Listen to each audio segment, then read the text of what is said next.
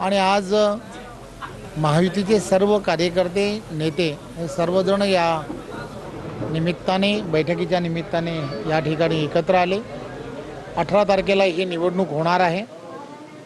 मतदान केंद्राच्या सर्व ठिकाणी महायुतीचे प्रमुख नेते मंडळी यांची त्या ठिकाणी उपस्थिती असली पाहिजे।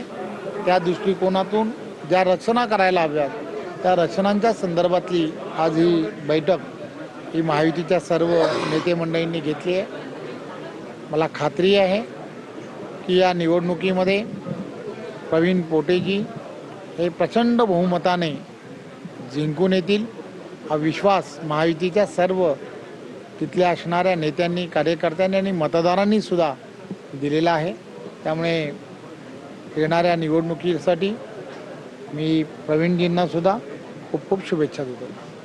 धन्यवाद। हो, आता जर पाहिलं घ्या हे घ्या महाराष्ट्रामध्ये जर पाहिलं तर रोहित पवारांचं उपोषण हे घ्या हे घ्या।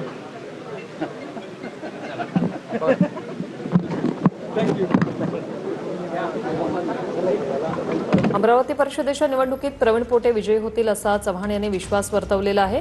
मतदान केंद्रांवर महायुतीचे नेते उपस्थित राहावे अशाही सूचना दिल्या।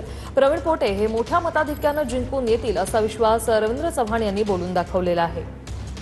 तर महायुतीचे नेते हे मतदान केंद्रांवर उपस्थित राहावेत असंही रवींद्र चव्हाण म्हणतात। अमरावती परिषदेच्या निवडणुकीसंदर्भात त्यांनी प्रतिक्रिया दिलेली आहे।